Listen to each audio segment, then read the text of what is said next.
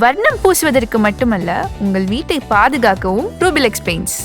Jason Sanjay direct பண்ணியிருக்கிற sigma படம் சீக்கிரமே தியேட்டர்ஸ்ல வெளியாக இருக்கு. அந்த படத்தை ப்ரொமோட் பண்ற விதமா சஞ்சய் இன்டர்வியூஸ் கொடுத்துட்டு வராரு. அந்த இன்டர்வியூஸ்ல நிறைய இடங்கள்ல சஞ்சய் அவரோட அப்பா விஜய் பத்தி பேசியிருக்காரு. முதல்வர் விஜய் மற்றும் அவருடைய மனைவி சங்கீதா இடையில ஏற்பட்ட தனிப்பட்ட பிரச்சனையினால நிறைய கருத்துக்கள் சோசியல் மீடியால பேசப்பட்டுச்சு. அதுக்கெல்லாம் முற்றுப்புள்ளி வைக்கிற விதமா ஜேசன் சஞ்சயோட இந்த இன்டர்வியூ அமைஞ்சிருக்கு. இன்டர்வியூல ஜேசன் என்ன சொல்லியிருக்காருன்னா, நான் பெரிய டான்சர்லாம் இல்ல, சிக்மாலேயே எனக்கு எந்த ஸ்டெப்ஸ் வருமோ அதை தான் ரிஹர்சல் பண்ணி ஆடி இருக்கேன். வேட்டைக்காரன் படத்துல அப்பா கூட நான் அடிச்சா தாங்க மாட்டேன் சாங்ல டான்ஸ் ஆடின எக்ஸ்பீரியன்ஸ் பத்தி சொல்லணும் அப்படின்னா, செட்ல நானும் அப்பாவும் ஒரே மாதிரி ட்ரெஸ் போட்டு ஷூட்டிங்காக கேஷுவலா வெயிட் பண்ணிட்டு இருந்தோம். ஆக்ஷன் சொன்ன உடனே பயந்து போய் அப்பாவை கட்டி பிடிச்சுக்கிட்டேன். அப்போ எனக்கு ஒரு 8-9 வயசு தான் இருக்கும். கூட்டத்தை பார்த்ததும் பயம் வந்துருச்சு. ஷோபி மாஸ்டர் தான் ரொம்ப கம்ஃபர்டபுளா வச்சுக்கிட்டாரு. அப்போ நான் சின்ன பையன் அப்படிங்கிறதுனால அப்பா கூட ஸ்கிரீன் ஸ்பேஸ் ஷேர் பண்ணியிருக்கேன் அப்படிங்கிற சீரியஸ்னஸ் எனக்கு அப்போ புரியல. ஜாலியா அப்பா கூட ஆடிட்டேன். இப்ப யோசிச்சா பெரிய விஷயமா இருக்கு. இப்ப கூட அந்த சாங் பத்தி யோசிப்பேன். ஃப்ரெண்ட்ஸ் எல்லாம் அந்த சாங்கை பார்த்து என்ன கலாய்ப்பாங்க.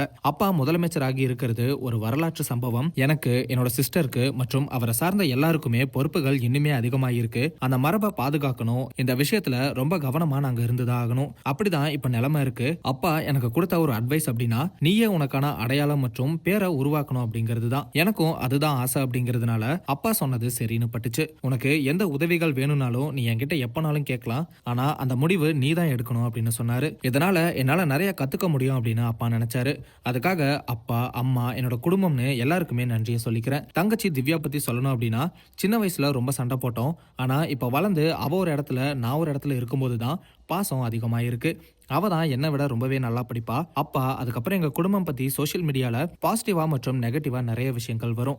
நானும் எல்லாத்தையுமே பார்ப்பேன். பாசிட்டிவான விஷயங்களை எடுத்துப்பேன். நெகட்டிவான விஷயங்களை பார்க்கும்போது என்னன்னே தெரியாம பேசுறாங்கன்னு தோணும். எனக்கு மக்களை சந்திக்கிற வாய்ப்பு கிடைச்சா கண்டிப்பா அவங்க என்னை பத்தி புரிஞ்சுப்பாங்க. நான் எதையும் மாத்தணும்னு நினைக்கல. நான் நானா இருப்பேன். அது மூலமா மக்கள் என்ன தெரிஞ்சுப்பாங்க. எனக்கு அப்பாவோட துப்பாக்கி படம் ரொம்பவே பிடிக்கும். குறிப்பா அந்த டெரஸ் சீன் ரொம்பவே நல்லா இருக்கும். ரொம்ப காமா கம்போஸ்டா எடுத்திருப்பாங்க அப்படின்னு ஜேசன் சஞ்சய் அவங்க அப்பா விஜய் பத்தியும் மற்றும் ஃபேமிலி பத்தியும் ரொம்ப எமோஷனலா பேசியிருக்காரு. வர்ணம் பூசுவதற்கு மட்டுமல்ல, உங்கள் வீட்டை பாதுகாக்கவும் ரூபிலெக்ஸ் பெயிண்ட்ஸ்.